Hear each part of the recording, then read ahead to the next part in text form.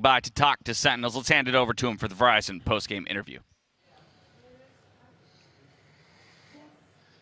Thank you very much, Dash. I am joined by Sick from Sentinels after their victory over F4Q. And I want to touch on that for a second before we go back to G2 and then forward to playoffs.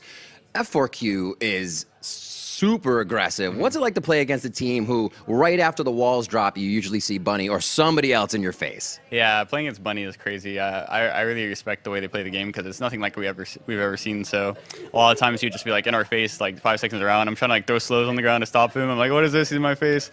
I think one round, like when we played them the other day, he like was in B heaven on me, just shotgunning me on the first gun round. It was crazy.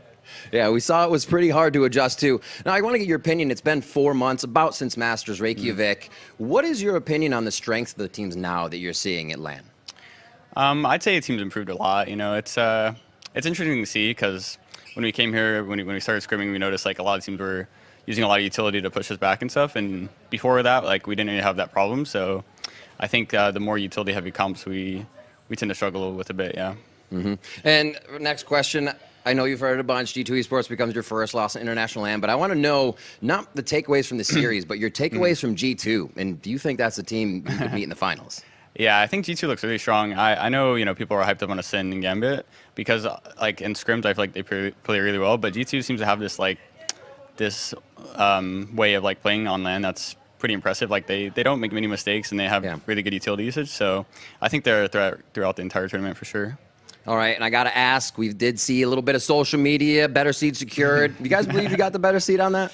I mean, yeah, I think so. We got the better seed. We'll see how it plays out. Why is that?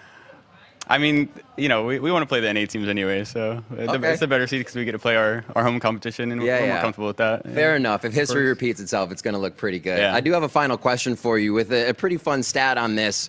Sentinels has only lost 4 complete series since adding 10s in March. One of those was Anbox, and Ye popped off in that game. Are you guys ready for El Diablo as you go up against Envy, and what do you think about Ye? Yeah, Ye is a really talented player, of course, but I think if we play how we normally play and we play smart, we're going to be able to isolate him and not let him get the pick side he normally does. So I guess we'll see.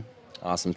Sick, thank you so much for your time. I know it's late. Go ahead, celebrate with the team, and go get some sleep. Thank you. We're going to throw it back to the desk to break down the day and get us out of here.